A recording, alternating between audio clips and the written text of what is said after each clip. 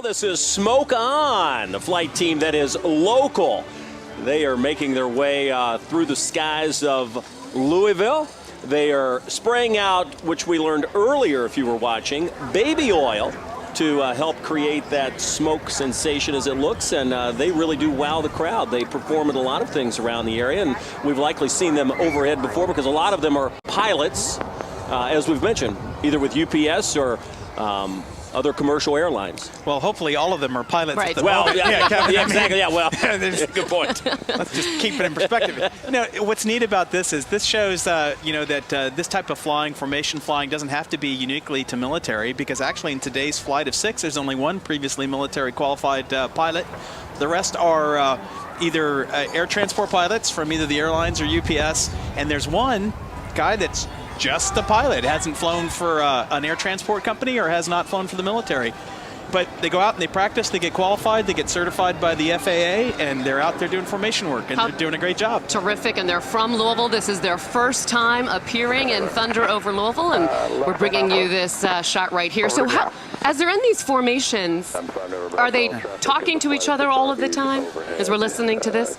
So normally as they're doing, so they've got to listen in to air traffic control and the air boss that's talking to them, but normally they'll only listen to the flight lead. The flight lead will call out the turns and the power changes and things so they can stay in formation a little bit better. And the wingmen normally don't have to respond. Now, you see the cockpit camera there. This is Yips. All of the pilots have nicknames. Yips, Kicks, Blizzard, Taz, Juice, Not So, and Whammo are the ones flying today. And much like the aircraft have nicknames, pilots sometimes get nicknames as well. And I understand you had a nickname at some point along the way. Can you share it? It has been such a great time being on the set with you all today. Yes, it's not that big of a surprise. So I actually got the nickname Snort. Which was when I was a lieutenant, and I always heard, never complain about your nickname or else it'll stick with you forever. Well, I didn't complain, and it stuck with me for forever. And why were you called Snort? That is a long story, Shannon. But I tell you, I'll just leave it with this. Anytime anybody tells you that their call sign is like Goose or Maverick or something really cool, they're lying. Yeah, it's always They've done something. it because they did something stupid or they have a funny last name that it works with. So. Like, Major Wolf today, Wolf Beowulf, right? Beowulf. So, and yes, Miss Pollard, that Beowulf reference is for you if you're watching. My English teacher. You got to throw in that reference. So proud. But so the pilots have call signs, aircraft have call signs, but normally you got to do something a little bit silly to get it. And they're running through various formations here. One of the challenging things in formation flying is not only keeping your position, but it's changing the formation as you fly. So they'll change from, an echelon formation to diamond formations to their multi-ship formation that you have here. And the commander will give, the flight lead will give a command, and they will transition to the next position. Obviously, we've got smoke on in the sky. They've got their lights on the ends of their wings. Also very important as the sun is starting to set here. Just makes them a little more visible, which is why they throw out the smoke anyway. Yes, and that helps them. Plus, it's a nice visual for the crowd. And so, as we talked about earlier, the Yaks were made in Eastern Bloc countries, either Russia or Romania. All of these airplanes were built in a garage. So these are all home-built experimental aircraft.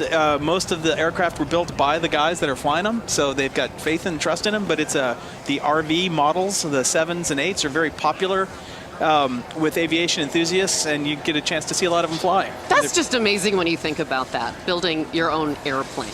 How long would that take? For me, a lifetime, actually. But it's one of the unique things about aviation is there's piloting skills and there's maintenance skills as well too, and engineering skills, and those don't always connect up.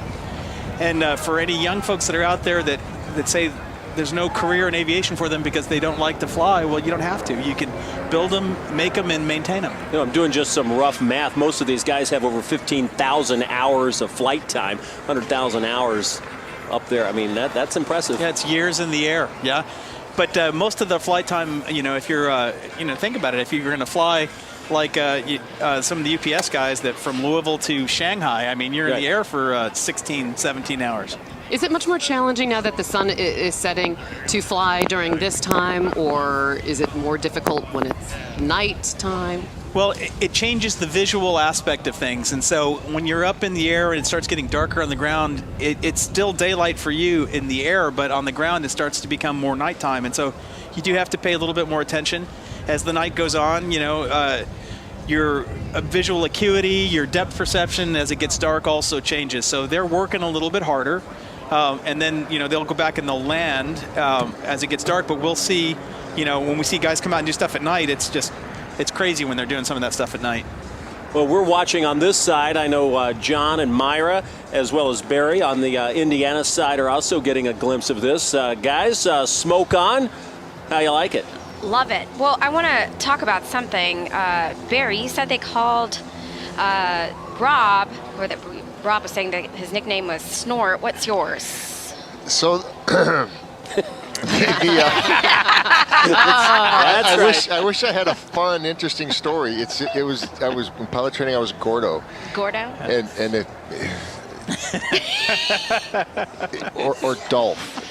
Dolph. Yeah. Okay. It's a little like, remember the Rocky shows, Dolph Lundgren? Yes. Yeah. So, Wait, Dolph Lundgren was this big, imposing, chiseled, manly man. But the thing, it was really sort of so like you should be proud of that. No, it was a play on that. It was like, oh, you're I get it. Oh, Hey, no, but- it wasn't a compliment. like you're the flip Antithesis. version of. Well, you know what?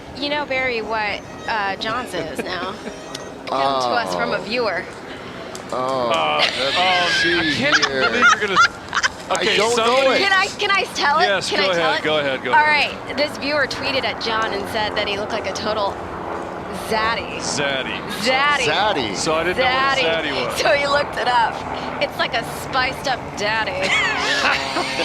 Yeah. So there you, This is going to be fun. I like this. so there you go, Rob Zaddy. Gibbons. My nickname is Zaddy. Daddy. Well, Yeah. so what we'll figure out, John, is what Zaddy will stand for. ZAND. We'll figure out a way, and then it'll be appropriate. Okay. Yeah, it might get ugly. That is perfect. I tell you one place that's exciting, and that's where Natalia is.